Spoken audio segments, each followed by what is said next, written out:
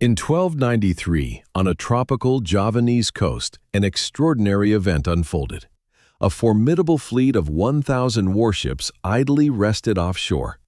A contingent of 20,000 battle-hardened soldiers from the Yuan Dynasty, veterans who had overthrown the Song Dynasty, swept through Persia, and even instilled fear as far as Vienna, were deployed on this island. These were not mere conscripts or subpar auxiliaries. These were the pinnacle of the Yuan dynasty's military might: seasoned Mongol cavalry, combat-proven Chinese infantry armed with gunpowder weaponry, naval artillery, and a full year's worth of provisions. By any measure of the era, this was an invincible force. Yet, they vanished. Not due to a typhoon like the fleet decimated off Japan a decade prior. Not from a sudden plague that ravaged their camps. Not from a superior military power that confronted them with greater numbers or advanced technology. No. When these ships eventually limped back to southern Chinese ports, they carried the remnants of a devastating defeat. This humiliation was so profound that the commanding general was publicly flogged 70 times before the imperial court and stripped of a third of his wealth. Kublai Khan, the conqueror of China, grandson of Genghis, and ruler of history's largest contiguous empire, never launched another military expedition thereafter. This was the event that broke him. So what truly transpired in the Javanese jungles and rivers? How did 20,000 of the world's most elite warriors sail to a tropical island and effectively disappear? The answer isn't a tale of raw power clashing with equal might. It's not a narrative of a miraculous storm or a perfectly timed epidemic.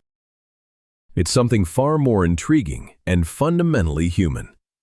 It chronicles the journey of a fugitive prince, devoid of an army, a kingdom, a treasury, and viable options, who, upon seeing the world's most formidable military approaching his island, instead of fleeing, remained still and deliberated. I can leverage this. It is the account of a political genius orchestrating events from the shadows, manipulating unseen levers. It is the narrative of generals who triumphed in every battle but ultimately lost the war. And it conveys a warning delivered clearly twice to those who needed to heed it, yet ignored both times.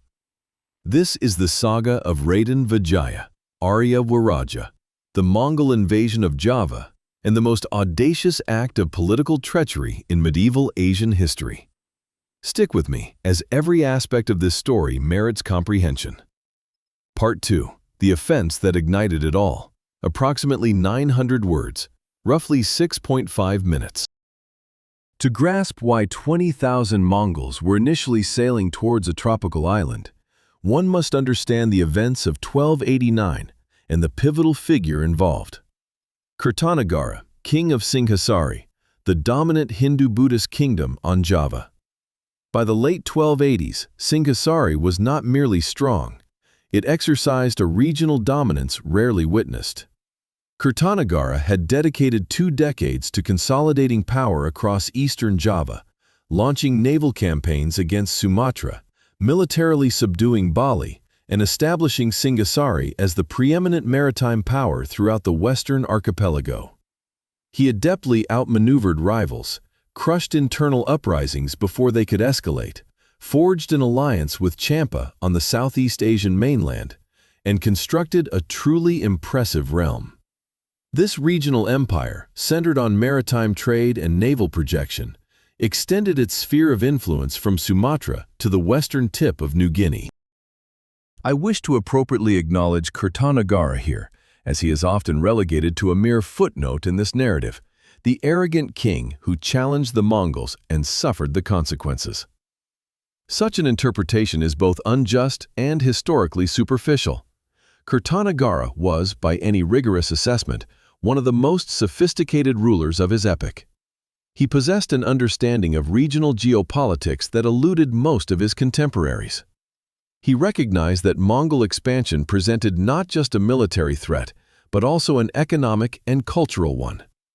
Submission to Kublai Khan, he understood, meant integration into a tribute system that would subordinate Singhasari's trade networks to Chinese imperial interests. He had observed the Mongols absorb kingdoms that submitted peacefully, transforming them into dependencies.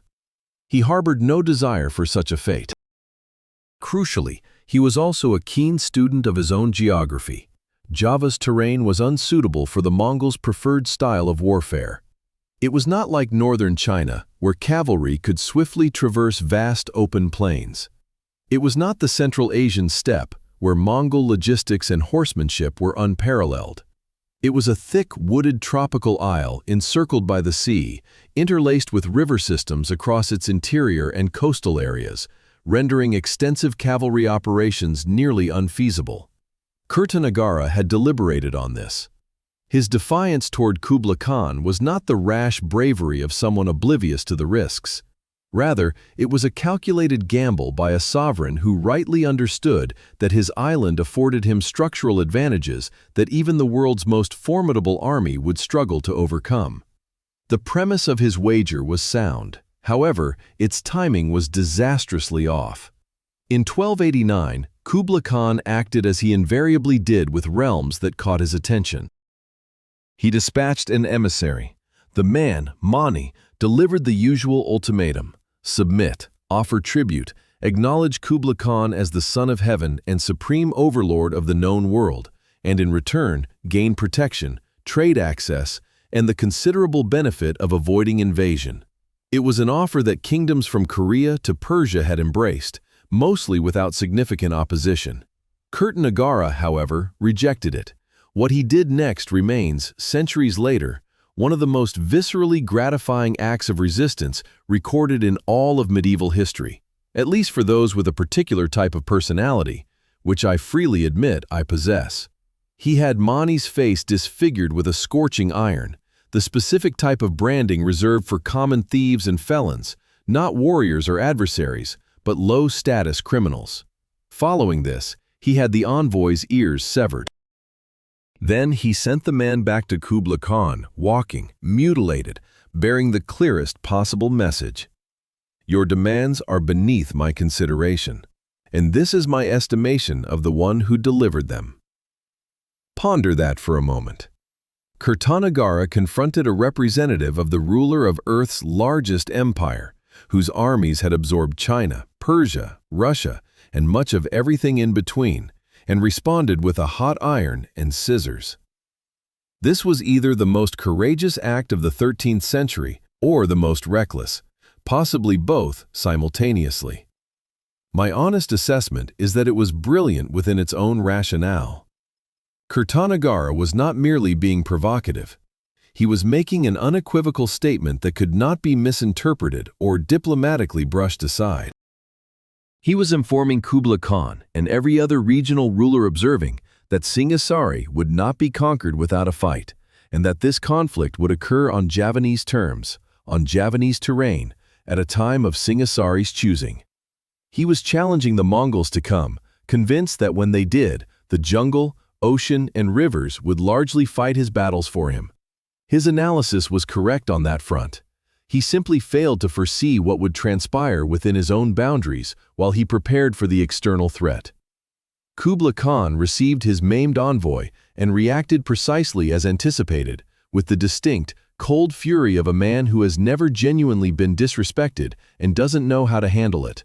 He immediately ordered a punitive expedition to be assembled. The logistical complexities of mounting a substantial amphibious invasion of a distant tropical island required time. Years, in fact, but by late 1292, the fleet was prepared. 1,000 warships, 20,000 soldiers, a year's provisions, the full might of the Mongol military apparatus directed at one king on one island. The command was given. The fleet started its movement. And as it proceeded, as those 1,000 vessels slowly navigated south through the South China Sea, everything Kurtanagara had painstakingly built was collapsing from within. He had intelligently prepared for one enemy, only to be destroyed by another he never saw coming, from an unforeseen direction. That is precisely what befell Kurtanagara, and the mechanics of his downfall warrant meticulous examination, for they reveal almost everything essential about the world Raden Wijaya was to inherit. Singasari's greatest asset had become its greatest vulnerability. The Pamela Layu expedition. The massive naval campaign Kertanegara had launched into Sumatra in 1275 and continued throughout the late 1280s, had been a strategic masterpiece in regional terms. It extended Singasari's influence deep into the Malay Peninsula, secured trade routes through the Malacca Strait, and established Singasari as the undisputed dominant power of the Western archipelago. Crucially, it had also drawn most of Singasari's elite soldiers out of Java. The capital, Kutharaja, was not defenseless, but it operated with a skeleton garrison compared to its usual complement. Into this vulnerability stepped two men who had quietly been working towards this moment for years. The first was Arya Wiraja. His story is among the most captivating and underappreciated in this entire historical episode. Wiraja had served Kertanegara as a high minister, a position of genuine power and close access to the royal court. Arya Wiraja was a shrewd individual, highly connected, and seemingly exceptional at discerning political currents. For reasons still shrouded in mystery within the historical accounts, King Kertanegara removed him from his ministerial role and reassigned him to govern Madura, the small island situated off Java's northeastern coastline. While not a death sentence or a harsh banishment, this was unequivocally a demotion, a removal from the heart of authority, signaling that Wiraja's counsel was no longer valued at the highest echelons. Wiraja bore this outwardly with grace, though inwardly seething. He governed Madura capably, maintaining his connections.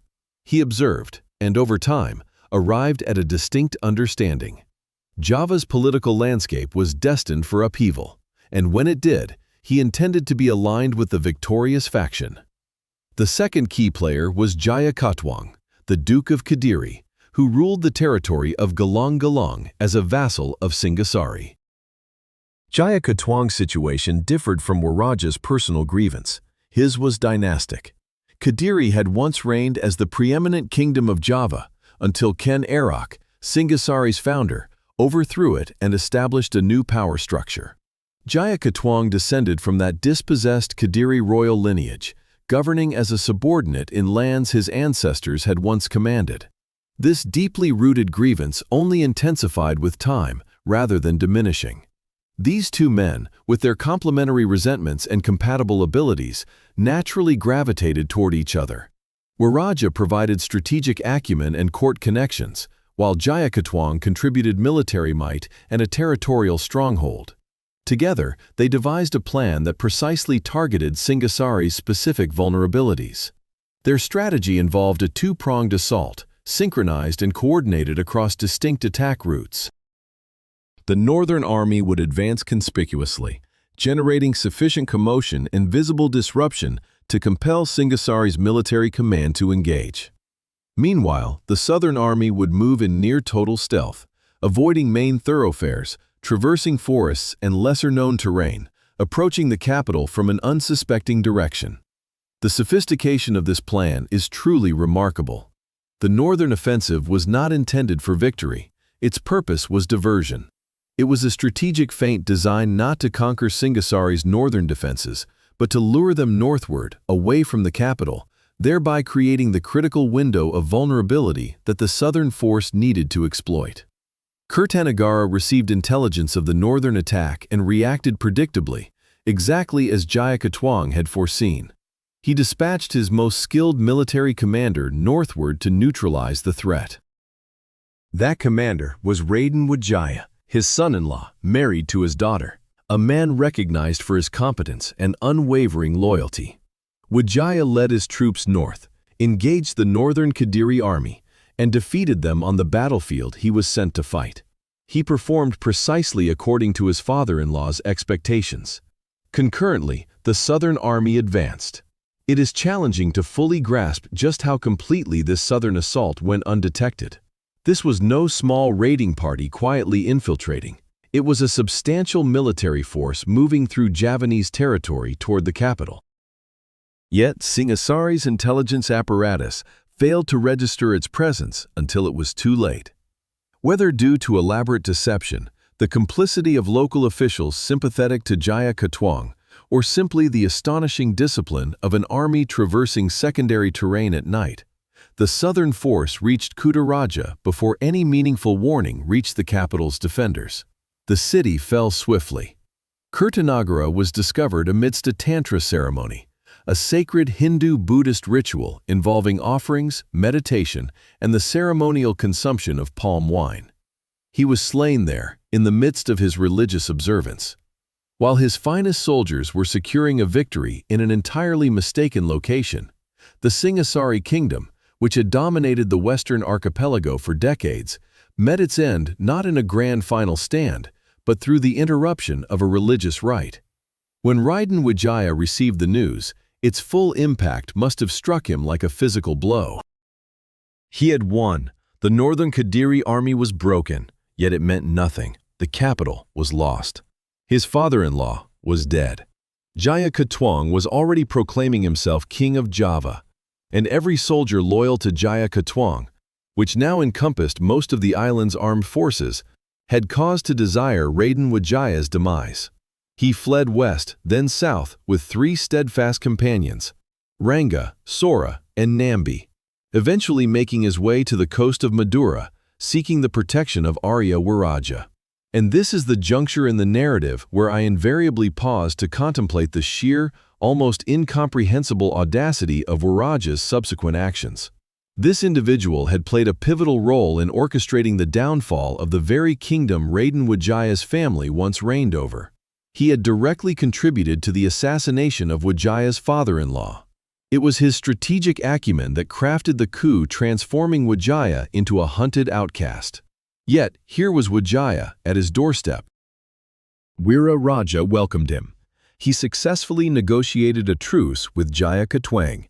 He then presented Wijaya to the reigning monarch as a contrite subordinate seeking clemency, ultimately securing a pardon and a grant of land for him in the Tar Forest, within the Brantis River Delta, to establish a minor settlement. Jaya Katuang, seemingly content that the final significant threat to his authority had been neutralized, acquiesced. So, why did Weera Raja act this way? We cannot be entirely sure, to be frank. However, the most compelling theory suggests that Weera Raja was engaged in a long-term strategy, one far beyond the perception of those around him. His assistance to Jaya Katuang wasn't rooted in loyalty to Jaya Katuang himself. Rather, it was because Kirtanagara had wronged him, and Jaya Katuang presented the most expedient method for retribution. Now, with Jaya Katuang on the throne, Weera Raja, with his characteristic sharp political insight, had seemingly already concluded that Jaya Katuang's rule would be short-lived. The Mongols were approaching. The political climate on Java was unstable. Another power shift was inevitable, and Weera Raja intended to be on the winning side of it. Raden Wijaya journeyed into the Tar Forest. He discovered it abundant with mara trees, which bore a fruit so bitter that the local term for its taste was paet. He named his settlement Majapahit, or bitter fruit. This was either a dark, ironic jest or a straightforward description of his predicament, likely both. He put down roots in that inhospitable forest, gathering what few followers he could. He bided his time, and one morning, gazing out at the sea, he beheld 1,000 warships. Part 4. The fleet arrives and finds nothing. This segment was estimated at approximately 900 words, roughly 6.5 minutes. On January 22, 1293, the vanguard of the Yuan Dynasty's expeditionary force completed its final approach to Java's northern coast. The armada had set sail from Quanzhou, the grand southern Chinese port that Marco Polo famously described as one of the world's busiest, a hub of merchants and vessels where goods from across Asia converged. It navigated southward along the coasts of Vietnam and Champa, making periodic stops to collect tribute from smaller states that, upon seeing 1,000 warships, swiftly decided that cooperation was the most prudent course. The Mongols accepted these submissions, installing Darugachi, their imperial administrative officials, to formalize the arrangements before pressing on south. 3 commanders collectively governed the expedition, a standard Yuan practice for major military campaigns. This system aimed to prevent any single general from amassing excessive independent power, though it also inherently risked divided decision-making during crucial moments. Shibi held overall command. Gao Xing led the ground forces, the cavalry and infantry tasked with inland combat.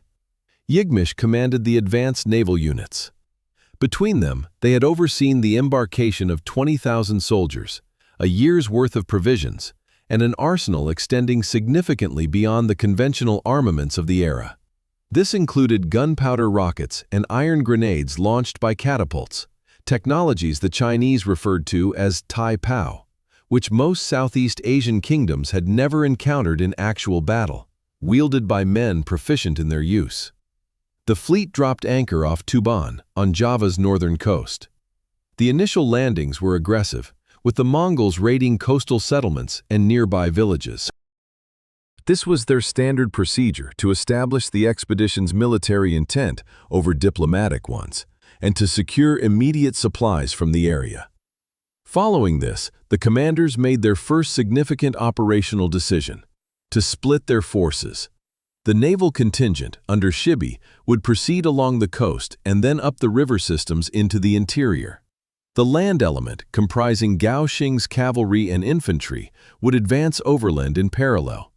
These two converging forces were designed to cut off any Javanese retreat, thereby preempting the kind of dispersal and guerrilla tactics that had complicated previous Mongol campaigns in forested terrains.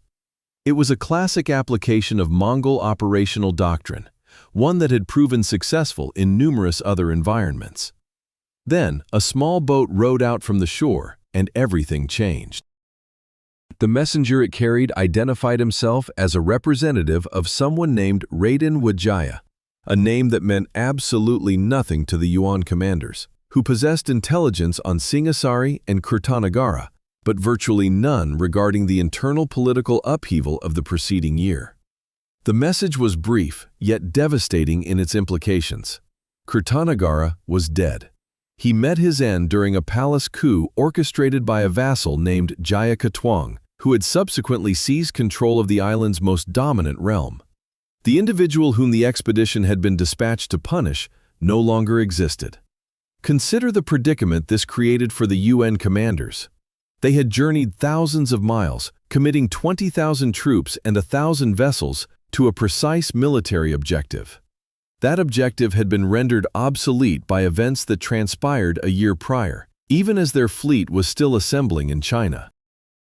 They found themselves off a hostile shoreline, with a formidable force, an unclear directive, and the very real prospect of returning to Kublai Khan to account for their lack of accomplishments. Such an outcome was unacceptable. Consequently, they improvised. It was at this exact juncture that the messenger delivered the second part of his message.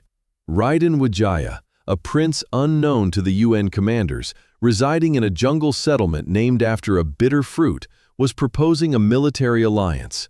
His terms were forthright.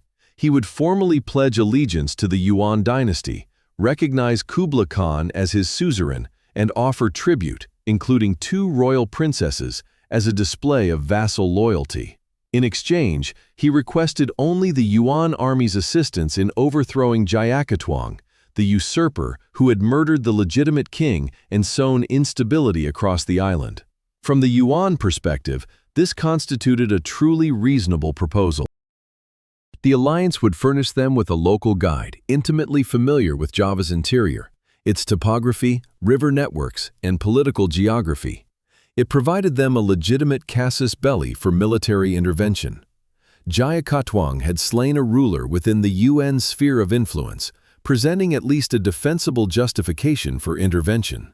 And it offered a new objective, which was far preferable to simply turning back and returning home. What the UN commanders were ill-equipped to assess, lacking intelligence, context, and any reason to distrust a man presenting himself as a desperate supplicant, was Raden Wijaya's true character. They perceived a fugitive prince with limited forces and an urgent political necessity, seeking powerful allies. That interpretation was accurate to a certain degree. What it entirely missed was Raden Wijaya's almost certain predetermination that the alliance would serve his purposes precisely until it ceased to do so, and that he had a very precise idea of when that moment would arrive. The alliance was forged. The Yuan fleet reoriented its mission, and Raden Wijaya, possessing no army worthy of the name and no kingdom to speak of, suddenly found himself marching alongside 20,000 of the planet's most superbly equipped soldiers. These were soldiers who believed themselves to be his allies, and who, in the most crucial sense, were already his instruments. If you find this narrative as compelling as I do, subscribe and continue following, because the execution of what unfolds next is something I truly believe deserves greater recognition than it currently receives. We are 8 minutes away from reaching the betrayal, and every facet of this story has been building towards that pivotal moment. I wish to devote significant time to the military campaign against Kadiri. This is important for a reason easily overlooked if one rushes to the conclusion. To fully grasp the extraordinary nature of Raden Wijaya's eventual actions, one must understand the formidable effectiveness of the Yuan army during the preceding campaign. These were not soldiers diminished by incompetence or poor strategy. They were performing at an elite level, experiencing victories. This made the subsequent events all the more astonishing. The combined forces advanced south from the Tuban coast, following the Brantus River system into Java's interior. Raden Wijaya acted as a guide, a crucial role in an environment where the UN commanders possessed no reliable maps and lacked credible intelligence regarding terrain, river crossings, or enemy deployments. His small Majapahit contingent operated alongside the UN units, sufficiently familiar with the local landscape to be genuinely advantageous, yet small enough to pose no conceivable military threat to his allies. Jaya Katuang was not idle. He possessed his own intelligence and recognized that a joint UN Majapahit force moving up the Brantus presented an existential threat to his freshly claimed throne. He dispatched his navy downriver to intercept the advance before it could penetrate the interior and commence the systematic campaign at which Mongol armies excelled. It was a sound defensive strategy: control the rivers, control the invasion. The naval engagement near the Brantus Delta, close to modern-day Surabaya, resulted in a comprehensive UN victory. This point merits emphasis, as the popular perception of the Mongols is so overwhelmingly dominated by their cavalry operations on the steppes that their naval capabilities tend to be dramatically underestimated. By 1293, the Yuan Dynasty had already engaged in numerous significant waterborne campaigns, both amphibious and riverine, during their subjugation of southern China and their earlier unsuccessful invasions of Japan and Vietnam.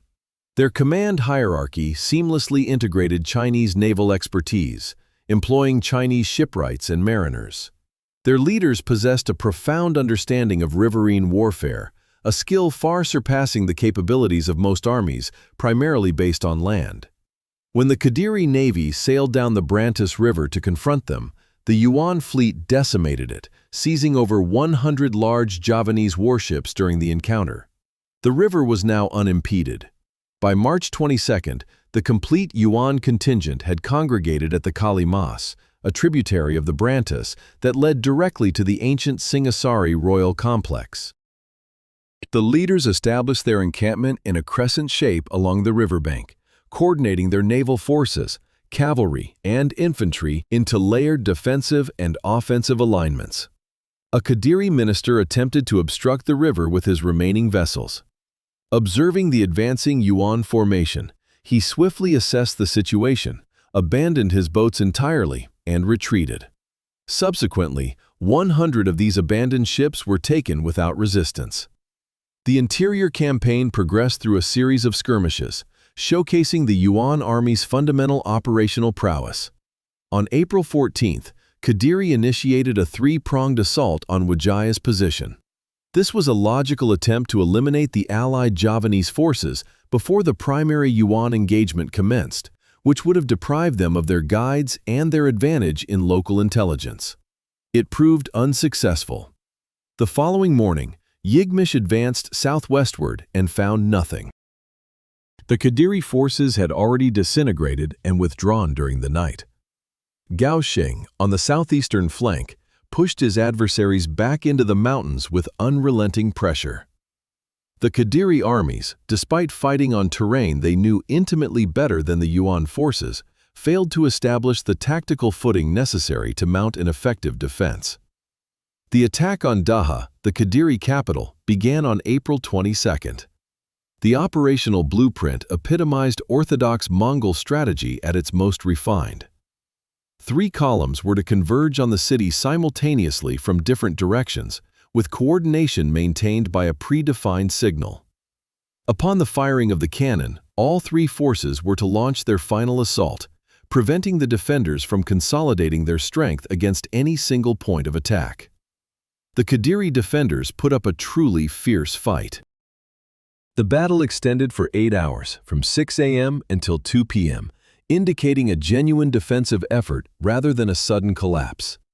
By its conclusion, Yuan records noted 2,000 Kadiri soldiers killed outright in the fighting, with thousands more perishing in the Brontis River while attempting to flee across the water. The Kadiri prince defending the city was either dead or had escaped. The city was captured. Jayakatwang retreated into his palace. He was left with no army, no river fleet, no intact city walls, and no foreseeable assistance from any quarter. He capitulated. He was taken captive and executed in late May 1293. The man who had raised Singasari, who had masterminded a brilliant 2-pronged coup and seized the throne of Java, was dead within a year of his enthronement. Let's now consider the situation from the perspective of the Yuan commanders. At this precise moment, they had arrived in Java with a mission that had become irrelevant before their landing. They had ad-libbed a new objective on the spot. They had executed that objective brilliantly, navigating unfamiliar river systems, defeating a Javanese navy, successively crushing multiple field armies, and seizing a fortified capital in 4 months. Furthermore, they had a new ally who had been consistently cooperative and helpful. Tribute arrangements were underway. Every measurable indicator suggested mission accomplished. Yet Gao Xing was not jubilant. Throughout the campaign, he had observed Raden Wijaya with the keen attention of someone who had survived enough military predicaments to discern when something didn't quite add up. Wijaya had been impeccably helpful. He had been impeccably cooperative. He had been perfectly positioned throughout every engagement to maximize his utility to the Yuan force. And Gao Xing, for reasons he might not have been able to articulate explicitly, but which his instincts were powerfully conveying, distrusted every single aspect of it. When the question arose of permitting Wijaya to return to Majapahit to prepare the formal tribute, Gao Xing refused. He argued against it with every ounce of his persuasive authority. He cautioned his colleagues that releasing Wijaya was a blunder they would be unable to rectify. He was outvoted 2-1. I have frequently reflected on Gao Xing during my study of this historical episode, and I consistently arrive at the same unsettling conclusion. He was the sole individual within the entire Yuan command structure who was truly thinking lucidly at the most critical juncture. His instincts were spot on. His assessments proved correct. However, the 2 individuals who ignored him, Shibi and Yigmish, later publicly disgraced and stripped of their wealth before the emperor, were propelled by the success of a recent campaign into one of the most critical military betrayals of the medieval era. Just 5 minutes after Jayakatwang's surrender, Raden Wijaya made a move that, with hindsight, appears astonishingly composed. He approached the Yuan commanders, men who had just completed a 4-month campaign that largely served his interests, who had dismantled Kadiri's army and executed the usurper responsible for his father-in-law's death, and sought permission to return home. The rationale behind this request was perfectly sound. He needed to go back to Majapahit to organize the formal tribute. The promised golden items, the 2 royal princesses, and the official letter acknowledging submission to Kublai Khan. Such arrangements couldn't be made on a battlefield. They required time, proper ceremony, and documentation. Any imperial administrator within the Yuan system would have immediately understood why these preparations couldn't be informally handed over immediately after a military campaign. The logic was indisputable. Shibi and Yigmish agreed without any visible hesitation. Gao Xing, for the second time in this narrative, voiced his dissent. He argued directly and unequivocally that releasing Wijaya unsupervised would be a monumental error. For the second time, he was outvoted. I want to pause here to consider Gao Xing's role, as I believe his position merits more than a passing mention. This man was undeniably, not just arguably, but completely and precisely correct. Twice in a row, he was right about the most crucial decision of the entire campaign. He had accurately assessed Raden Wijaya from the very beginning. He perceived what his counterparts either failed or refused to see. The inherent limitation of a three-commander system, where his opposing view could simply be overruled, meant that merely being right was insufficient. He needed to be convincing, but the momentum of a successful campaign had rendered Shibi and Yigmish essentially impervious to caution. History is replete with figures like Gao Xing. To me, this is one of the most significant lessons this story imparts. Raden Wijaya then departed for Majapahit. The plan, almost certainly meticulously crafted in collaboration with Arya Wiraja long before the Yuan fleet even appeared on the horizon, now entered its decisive final stage. What transpired in Majapahit during those days isn't fully detailed in any single document. However, the outcome clearly reveals the extent of their planning. Wijaya mobilized his forces.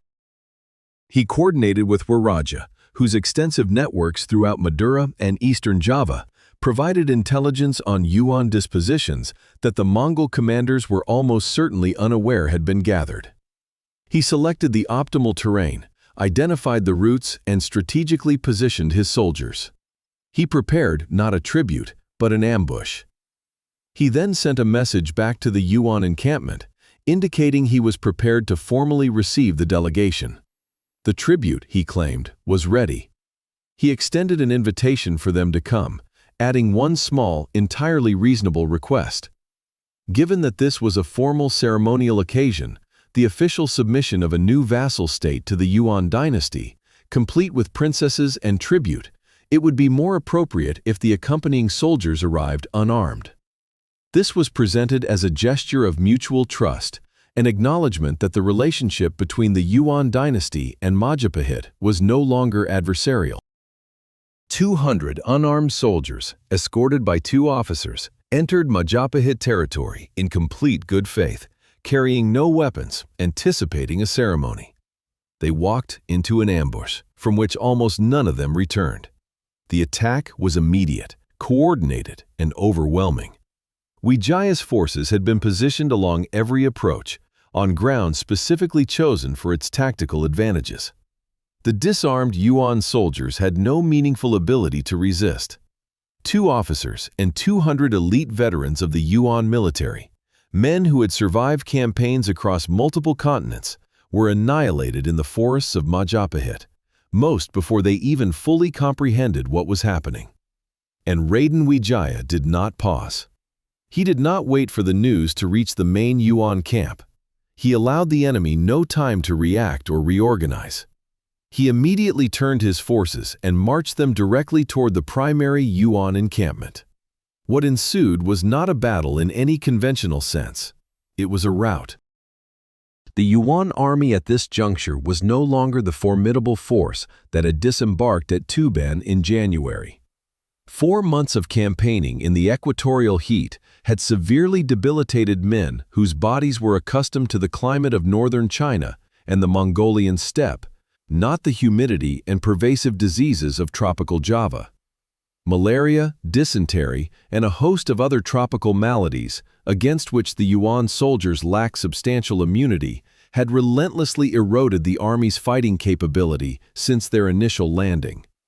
The troops celebrating in the encampment near Dar were utterly spent, exhausted, isolated from supply lines, and operating under conditions that severely hampered their effectiveness, a stark contrast to their peak performance during the actual campaign. It was into this weakened, celebratory, and psychologically disarmed camp that an unforeseen force arrived, striking from an illogical direction, the very side of their supposed allies. The mental shock of being assaulted by those with whom one has just fought is profound. The UN soldiers' tactical understanding had categorized that immediate area as friendly. When Javanese forces emerged from that direction, the mental disarray was immediate and intense. Before the full implications registered within the camp, before command could issue coherent directives and sufficiently relay them, the assault had already breached the perimeter. UN soldiers bolted for their vessels. The retreat was chaotic, devoid of strategic rearguard protection. By the typical standards of this army's discipline, it was a rout. Official records indicate that over 3,000 elite UN soldiers perished in the initial assault and subsequent pursuit. Not recruits or support staff, but seasoned veterans. Soldiers whose development takes years and who cannot be simply replaced by a new draft. Then, geography delivered the ultimate blow. The monsoon winds, essential for the journey from Java back to the Chinese coast, adhered to an unyielding seasonal schedule, entirely unforgiving of military disasters. Should the fleet miss this crucial window, or if the commanders attempted to regroup, reorganize, and launch an counter-offensive, they would find themselves marooned on a hostile island for half a year. During this period, relentless Javanese attacks, rampant disease, and the complete depletion of their food stores would ensure the completion of what the ambush had begun. There was no real choice to be made, only the timing of their withdrawal. The 1,000 warships hoisted their sails, and the UN fleet departed Java. I've examined this sequence of events repeatedly, and the most striking aspect each time is the exquisite precision of the timing. Raden Wijaya acted neither prematurely nor belatedly. He bided his time until Jayakatwang was entirely vanquished, until the UN mission was technically fulfilled, and specifically, until the enemy camp reached its peak state of psychological relaxation. He struck before they could consolidate their position, before the tribute delivery bureaucracy entangled them further, and before Gao Xing's descent could gain any momentum in the wake of their supposed victory. The window he selected was exceptionally narrow, and he seized it flawlessly. This was not chance, it was meticulous strategy. Allow me to pose a question. Please share your thoughts below, as I am genuinely curious. At what precise juncture in this unfolding drama do you believe the UN commanders should have recognized they were being manipulated? Was it the initial proposal for alliance, the request to return home to prepare tribute, or the plea for an unarmed escort? Or, considering the information available to them, do you contend that the betrayal was essentially unavoidable from the moment they consented to the original pact? I have a strong opinion on this, and I'd be very interested to hear where others stand. The voyage back to China was far from serene. Regardless of the atmosphere aboard those ships as they navigated northward through the South China Sea, it was not one of men returning triumphant from a successful campaign. They had set out with an army of 20,000. They were now returning with thousands dead, including some of the UN military's most skilled soldiers, left behind in the jungles and by the rivers of a tropical island that was, however briefly, intended to become another UN vassal state. The reception in China was just as harsh as the commanders undoubtedly anticipated. Shibi was presented before the imperial court, subjected to 70 public lashes, a severe corporal punishment administered openly before his peers, and had a third of his entire wealth confiscated by the state. Ike Mays received a comparable decree. These punishments were deliberately calculated to inflict both humiliation and retribution, clearly indicating the profound depth of Kublai Khan's wrath. This was no minor setback to be absorbed with imperial composure. It represented an immense outlay of military resources, culminating in a rout at the hands of a polity that most of the Yuan court had barely acknowledged before the expedition was announced. Gao Xing's ultimate fate in the aftermath is less extensively documented, which, in itself, presents a historical irony. The individual who had voiced correct concerns, who had cautioned and been disregarded, appears to have largely evaded the harshest consequences of the post-campaign accountability. His descent, being a matter of public record, might have contributed to him avoiding greater repercussions, yet he didn't emerge as a celebrated figure either. He was enveloped by the overarching calamity, an outcome that appears fitting for someone whose primary experience in this situation was the distinct chagrin of being accurate but ineffectual. Kublai Khan, regarding strategy, never recuperated from this setback. By 1293, he was already grappling with the physical repercussions of prolonged indulgence. He was obese, afflicted with gout, and consuming copious amounts of alcohol. The Java catastrophe didn't initiate his decline, but it coincided with its most severe phase. He never again sanctioned a major external military campaign. The expeditions against Japan, the initial one in 1274 and the second in 1281, both thwarted by typhoons, had been unsuccessful. The campaigns against Vietnam had also failed after 3 attempts. And now, Java had ended in a failure that wasn't the clean-cut defeat caused by weather or overwhelming resistance, but a messy, mortifying failure born from being outmaneuvered by an individual they had personally elevated from obscurity. Kublai Khan passed away in 1294, approximately a year subsequent to the fleet's return, reportedly having imbibed alcohol in quantities that alarmed his medical attendants. The most formidable conqueror of the medieval era spent his final year drinking in a palace, while the fringes of his dominion gradually began to shrink. In Java, the aftermath was swift and decisive. Raden Wijaya rapidly worked to solidify his authority, demonstrating the alacrity of someone who had long planned for this moment. His immediate priority was to honor his commitments to Arya Wiraja, not necessarily out of sentimentality concerning obligations, but because Wiraja's networks and influence remained valuable, and reneging on promises to the person who made everything possible would have been both ungracious and strategically unsound. Madura was officially bestowed upon Wiraja, along with the autonomous region around Lumajang. Wiraja's son, Nambi, was appointed as the prime minister of the newly formed kingdom. The individual who had been the unseen architect of the entire sequence of events received his recompense, and the political arrangement held firm. Subsequently, Wijaya undertook an action that, depending on interpretation, was either profoundly pragmatic or genuinely extraordinary. He wedded all 4 surviving daughters of Kirtanagara, Parsingari Tribuana, the eldest, Prajna Paramita, the second, Narendra Duhita, the third, and Gayatri Rajapatni, the youngest. By absorbing the entire Singasari royal lineage into his household, he simultaneously eliminated any future dynastic challenge from anyone who might claim ancestry from the former kingdom.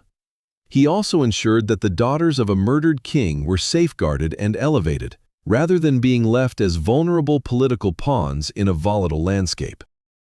Whether this stemmed from compassion or calculation, and it was almost certainly a combination of both, the outcome was to provide Majapahit with a dynastic foundation that no rival could credibly dispute on grounds of legitimacy.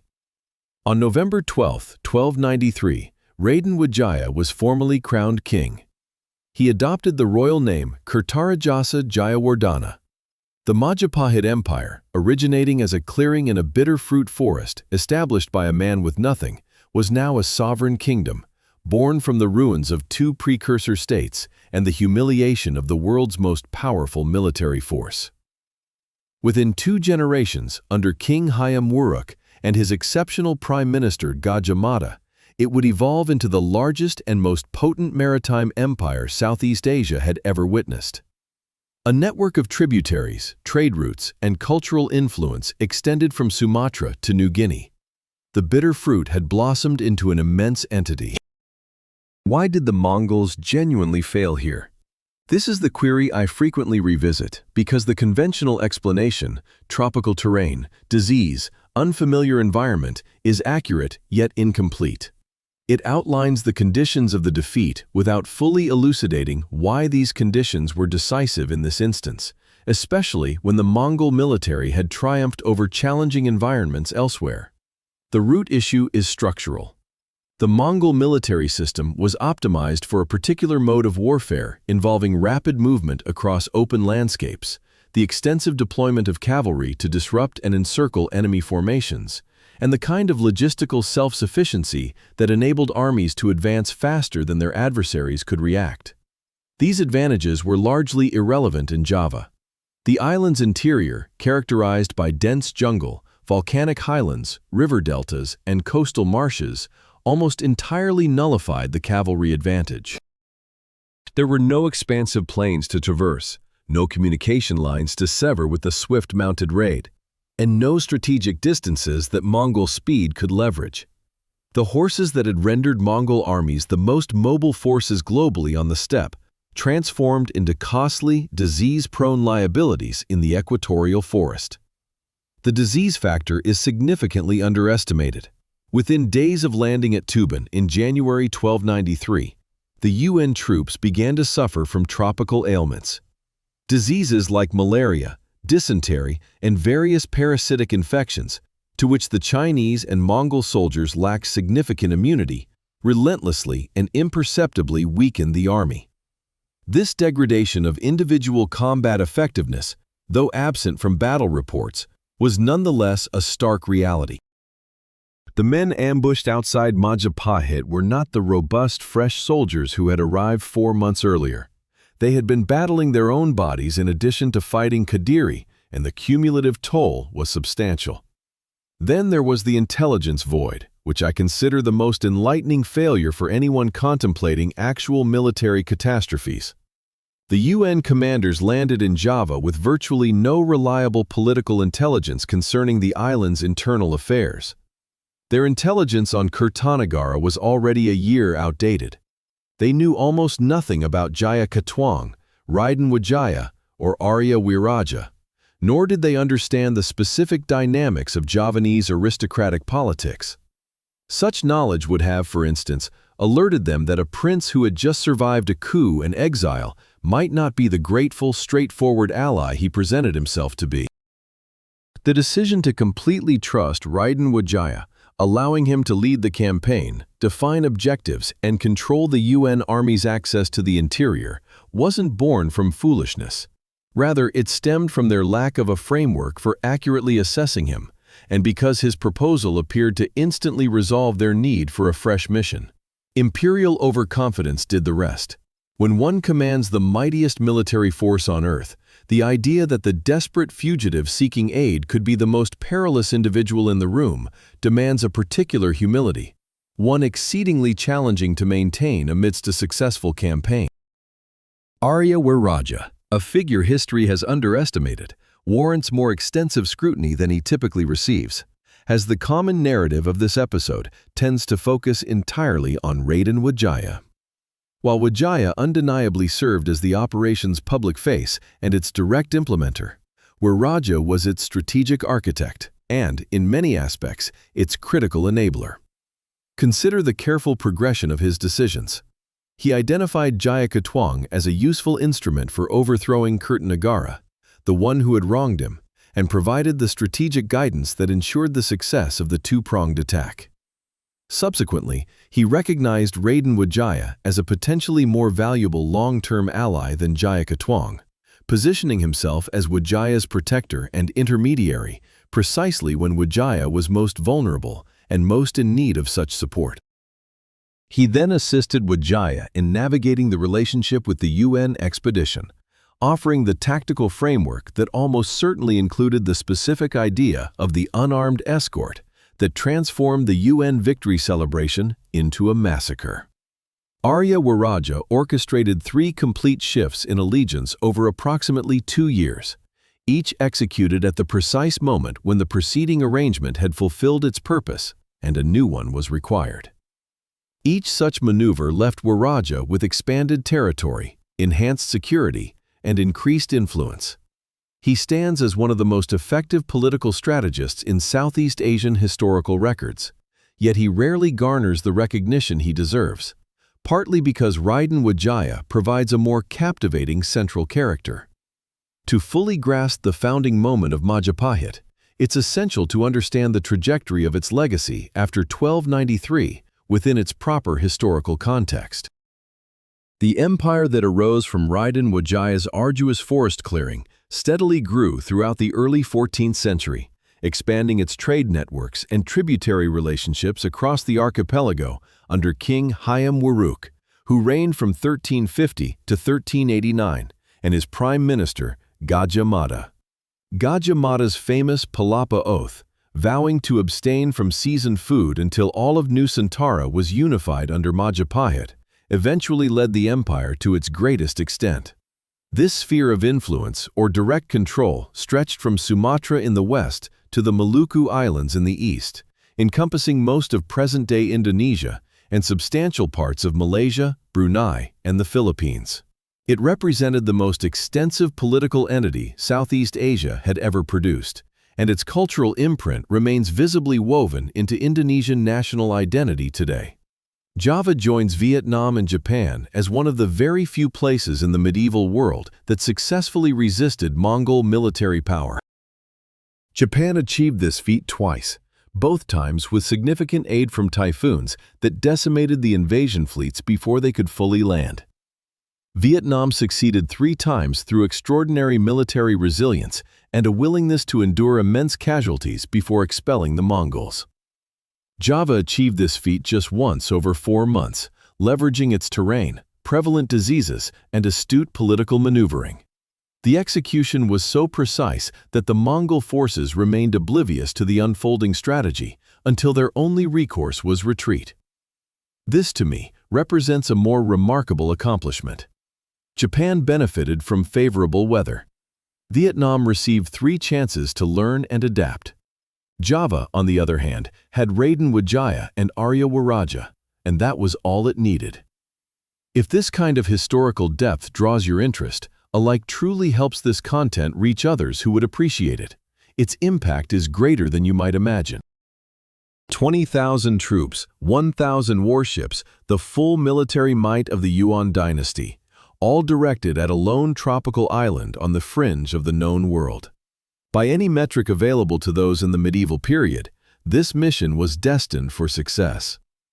The Yuan military boasted superior equipment, better provisions, greater experience, and vastly outnumbered any forces Java could deploy against them. Their defeat wasn't due to a tempest or a miraculous intervention.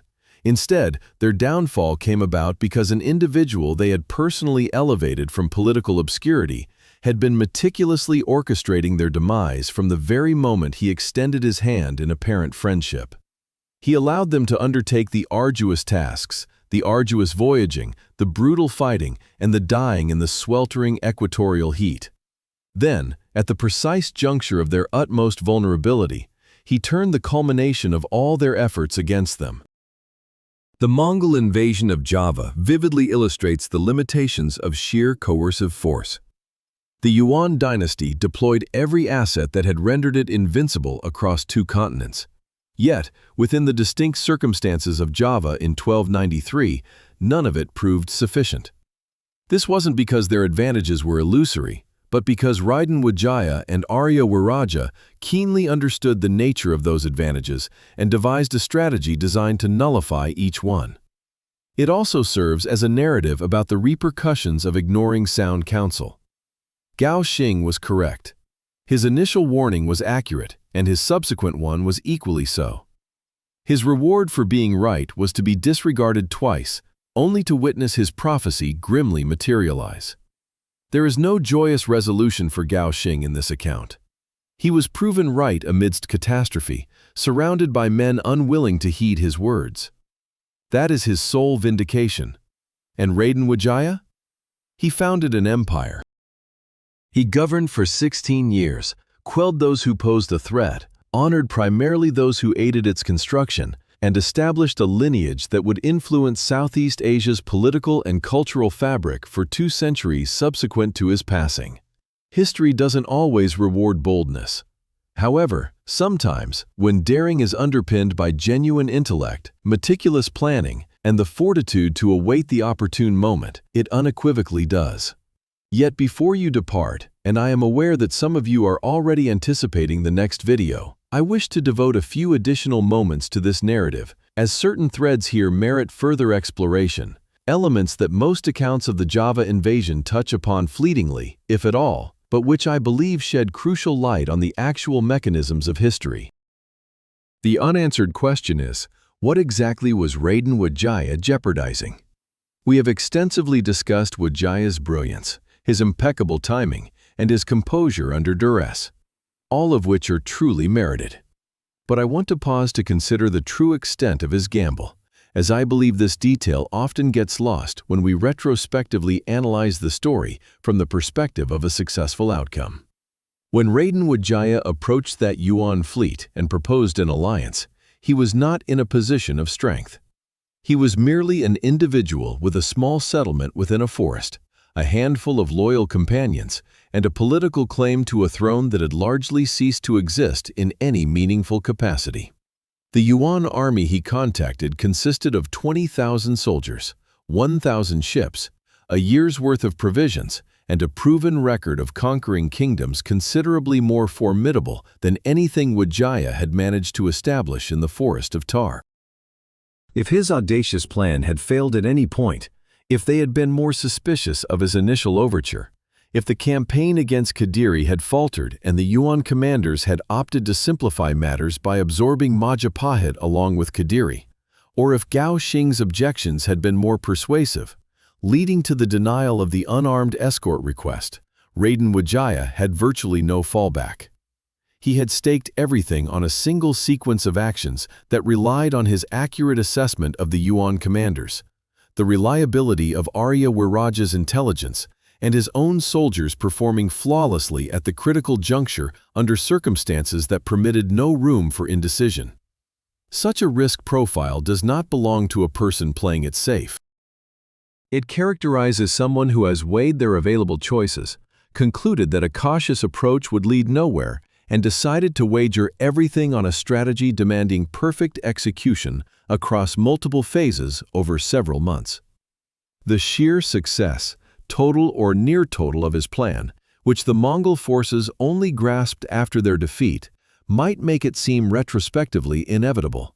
But it wasn't. It was a perilous, meticulously planned strategy that triumphed due to the extraordinary ability of its executor to interpret people and circumstances, coupled with his resolute self-control, ensuring he acted only when the moment was just right. This point merits clear articulation because the casual way Raden Wijaya's outsmarting of 20,000 Mongols is sometimes framed as a mere display of cleverness undervalues the risks involved and the remarkable achievement that reshaped the historical trajectory of islands resisting the Mongols. There's a fascinating broader historical trend here, connecting the Java narrative to a wider discourse about the limitations of the Mongol Empire, which I believe deserves further examination. In the 13th century, the Mongol military machine stood as the most formidable large-scale military organization the world had ever witnessed. Its advantages were significant and undeniable. Unparalleled equine mobility, advanced logistical systems supporting armies over vast distances, psychological warfare leveraging their ruthless reputation to paralyze kingdoms before battle, and a knack for integrating conquered populations and innovations into an increasingly potent force. These benefits were not minor. They were fundamental, systemic, and integral to the Mongol military's operation, and critically, almost entirely reliant on geography. Every location that successfully resisted the Mongols during the 13th and early 14th centuries shared specific characteristics. Japan, an island nation, was only approachable by sea, a domain where Mongol naval power, though considerable, wasn't insurmountable, and in both instances of attempted invasion was aided by typhoons, later revered by the Japanese as kamikaze or divine winds. Vietnam presented a landscape of dense forests and extensive rivers, neutralizing Mongol cavalry superiority, inhabited by a populace willing to endure devastating losses yet persist in their struggle. Furthermore, the tropical heat and diseases of the southern regions severely debilitated Mongol armies, a factor consistently underestimated by their commanders. Java, another island, possessed interior terrain that rendered cavalry useless, a disease environment that the Mongol soldiers couldn't adapt to, and crucially, a political climate that fostered a local leader capable of turning the invasion back on itself. When viewed through this lens, the pattern isn't that these locations possessed exceptional military might, but rather that they presented the unique combination of geographical and environmental conditions under which the Mongol system's strengths became irrelevant, or, in Java's instance, were actively transformed into disadvantages. Raden Wijaya grasped this at an even deeper level. He didn't just use the geography as a passive shield. He wielded it as an active weapon, strategically deploying ambushes in terrain familiar to his troops but unknown to the Mongol forces, precisely when months of operational strain had already diminished the invaders' fighting effectiveness. This is why the Java invasion transcends its immediate historical context.